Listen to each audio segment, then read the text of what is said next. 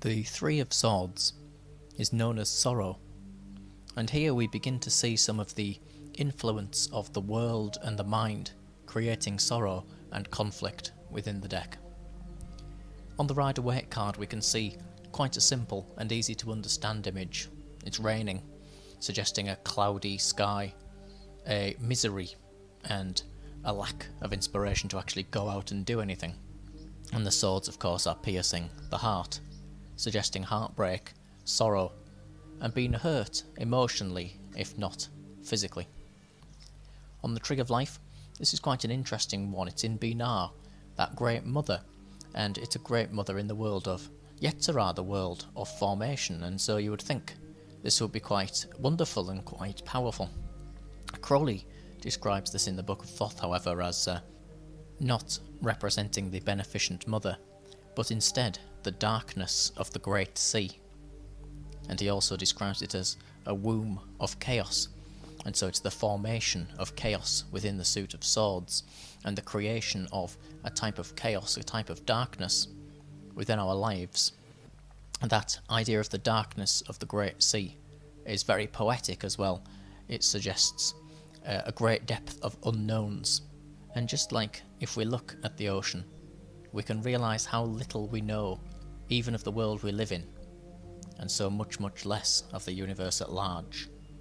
The card suggests something of a fear of being abandoned in this world of which the sky flows on, unaware and seemingly uncaring of our troubles below. Astrologically, it's Saturn in Libra. Now Binar is also ruled by Saturn, and so Saturn in Libra generally could be something of good fortune and prosperous nature, and yet because Binar is ruled by Saturn, we have two influences of Saturn in the card, and so it's overburdened by time and death and the fleeting forms that come and go beneath that grey sky. And so that can be actually why swords is quite a difficult suit to begin with, because when we're overburdened by those type of things, we are separated emotionally from our core, and spiritually you could say that's being separated from God, or separated from the light of spirit, which could be Kether or any other way of describing it, of which you choose.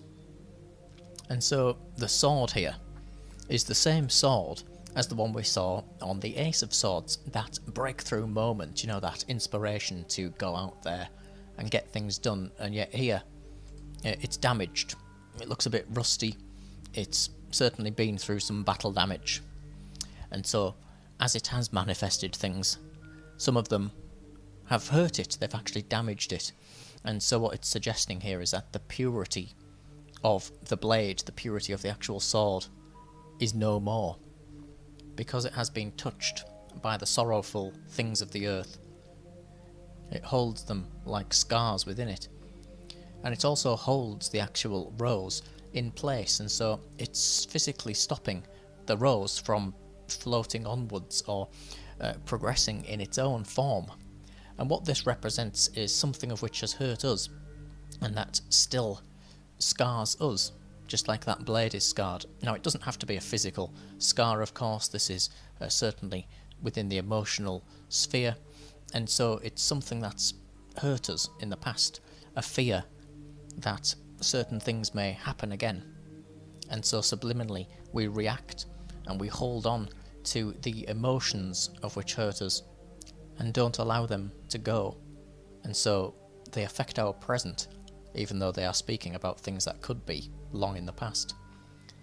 The two other swords here are curved, and they are actually destroying the rose. They're breaking it and pulling all the petals off it, and this is suggesting that because we are out of harmony with our source, we're pulling apart everything around us, metaphorically speaking, and so we are actually sabotaging our own peace and our own joy, and we are destroying that inspiration that we saw with the ace by holding ideas back. So for example saying, well, there's no point putting any effort into making this happen because it's not going to happen anyway, things will go wrong, like they always do, you will tell yourself.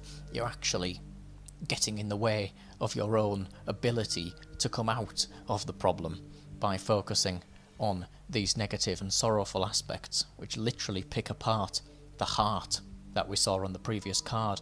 So we saw Sophia on the Two of Swords holding back the conflict and bringing a peace and a harmony into us, and we've now shattered that. And so that is a literal meaning of a broken heart, which is one of the meanings of this card. The rose is physically broken and will be scarred because of that. So it's just like if we took hold of a piece of paper and scrunched it up. No amount of ironing it and trying to smooth it out would get rid of all the creases, because it will bear those scars of what hurt it before. The background of the card is particularly interesting. We can see a very dark and cloudy sky, which appears to be certainly threatening rain and threatening a rapid change of conditions. And because there is no light present, it feels, of course, like the sky and the sun could be a million miles away.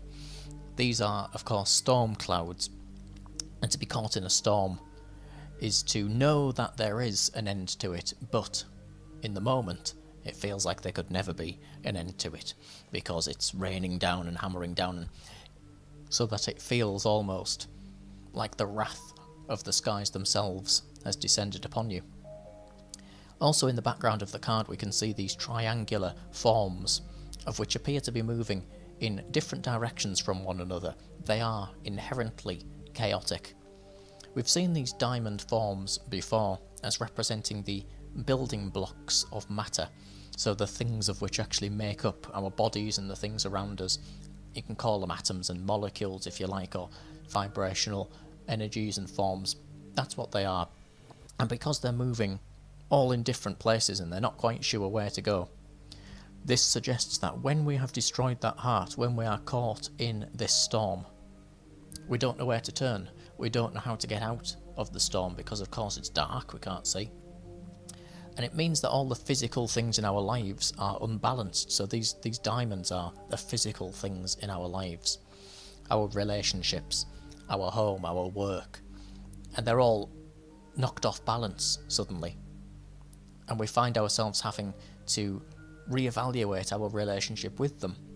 So we find that we don't enjoy something that we thought that we would love anymore.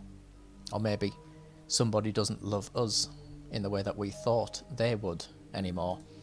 And we go straight to that heart, as these swords are doing, and keep picking it and prodding it until it falls to bits. And so that's what Crowley meant by the womb of chaos. We've set up a formation of birthing form, but it's not a good form, it's a form that's working against us. And so to draw the card, it's not necessarily going to be something happening now, it's a past hurt, a past loss, of which still affects the present. And so really the card is one of melancholy. It's just a general unhappiness, an awareness of the scars of which we all carry, and are making them bigger by constantly attacking them ourselves, as if in that temporary moment when the clouds darken the skies, we have forgotten that the sun and the bright sky is behind it.